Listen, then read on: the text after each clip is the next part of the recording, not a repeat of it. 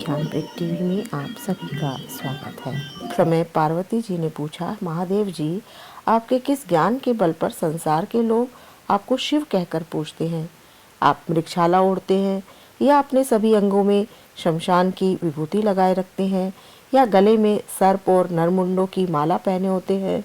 इनमें से कोई भी तो पवित्र नहीं। फिर आप किस ज्ञान से पवित्र माने जाते हैं? तब महादेव ने उत्तर दिया कि हे प्रिय, सुनो, मैं गीता ज्ञान को अपने हृदय में धारण करने से पवित्र माना जाता हूँ। इस ज्ञान से मुझे बाहर के कर्म नहीं व्यापते। तब पार्वती जी कहती हैं कि भगवान, जिस गीता ज्ञान की आप ऐसी स्तुति करते हैं, उसके श्रवण करने से कोई कृतार्थ हुआ भी है? महादेव ने उत्तर दिया कि इस ज्ञान को सुनकर बहुत से जीव कृतार्थ हुए हैं और आगे भी होंगे। चलो तुम्हें मैं एक कथा सुनाता हूँ, सुनो। एक बार पाताल लोक में शेषनाग की शैया पर श्री नारायण जी नैन मूंद कर आनंद में मग्न थे।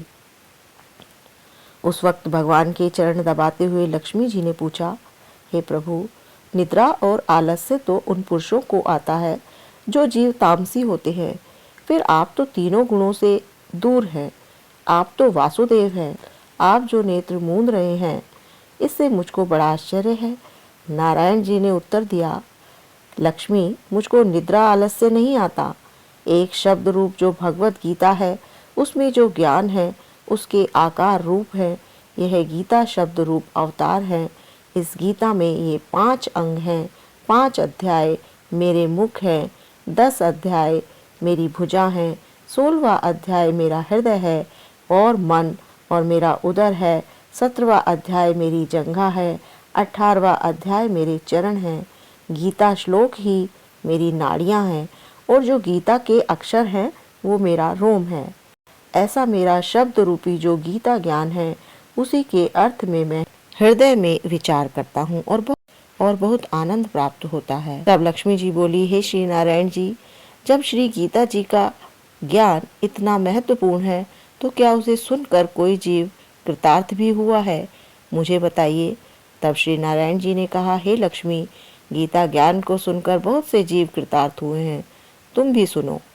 एक व्यक्ति था जो चांडालों के कर्म करता था और तेल नमक का व्यापार करता था। एक बार उसने एक बकरी पाली। एक दिन वह बकरी चराने के लिए वन में गया और वृक्ष से पत्ते तोड़ने लगा। वहां उसे एक सांप ने डस लिया, जिससे वह तुरंत मर गया और मरने के बाद उसने बहुत से नरक भोगे। फिर उसका जन्म एक बैल के रूप में हुआ। उस बैल को एक भिक्षुक ने मोल लिया। वह भिक्षुक उस पर चढ़कर सारे दिन मांगता फिरता।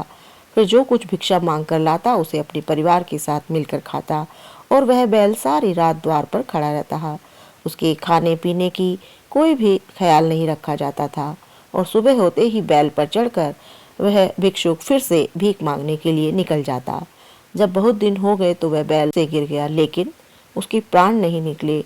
नगर के लोगों ने देखा और उस बैल को कोई तीर्थ का फल दे तो कोई व्रत का फल दे, लेकिन तब भी उस बैल के प्राण नहीं छूटे। एक दिन एक गणिका आई। उसने लोगों से पूछा, ये कैसी भीड़ है?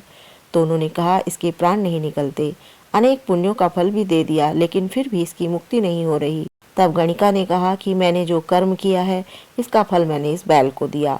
इतना कहते ही बैल की मुक्ति हो गई। तब बैल ने एक ब्राह्मण के घर जन्म लिया। पिता ने उसका नाम सुशर्मा रखा। उसके पिता ने उसे पढ़ाया लिखाया। उसको पिछले जन्म की सुध थी।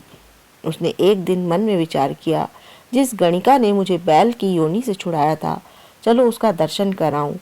वो विप्र सुशर्मा चलते चलते गणिका के घर गया और कहा कि आप मुझे पहचानती हैं? उस गणिका ने कहा, नहीं, मैं नहीं जानती, तुम कौन हो? तब सुशर्मा ने कहा कि मैं वही बैल हूँ को आपने अपने पुण्य दिए थे और मुझे मोक्ष मिला था। तब मैं बैल की योनि से छूटा था। अब मैं विप्र के घर में जन्मा हूँ। आप अपना पुण्य बताएं कि आपने कौन सा पुण्य किया था।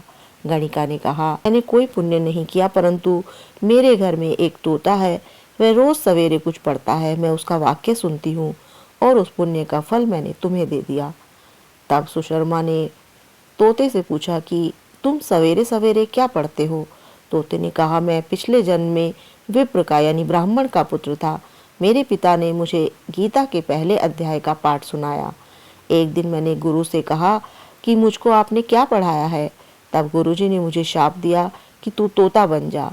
इसके बाद से मैं तोता बन गया। एक दिन एक बहेलिया आया और मुझे पकड़ कर ले आया और एक विप्र ने मुझे मोल ले लिया। वह विप्र भी अपने पुत्र को गीता का पाठ सिखाता था। तब मैंने भी यह पाठ सीख लिया। उसी दिन उस विप्र के घर में चोर घुस आए। उन्हें धन तो नहीं मिला, लेकिन वो मेरा पिंजरा उठा कर ले आए और उनकी यह गणिका मित्र थी। वह मुझे इसके पास ले आए। सो मैं नित्य प्रातः गीता जी के पाठ का अध्याय करता रहता हूँ, जिसे यह गणिका सुनती है। पर इस गणिका को कुछ समझ नहीं आता। जो मैं पढ़ता हूँ वही इस गणिका ने तुम्हें दे दिया। श्री गीता जी के पहले अध्याय का फल था। तब विप्र ने कहा, हे तोते, तू भी विप्र है, मेरे आशीर्वाद से तेरा कल्याण हो। सो हे लक्ष्मी। विप्र के इतना कहते ही वह तोता भी मुक्ति को प्राप्त हो गया, मोक्ष को प्राप्त हो गया। तब गणिका ने बुरे कर्म छोड़ दिए, भले कर्म करने शुरू कर दिए। नित्य स्नान करके श्री गीता जी के प्रथम अध्याय का पाठ करना शुरू कर दिया, जिससे उसकी भी मुक्ति हो गई। ऐसा है गीता के प्रथम अध्याय के पाठ का महत्व।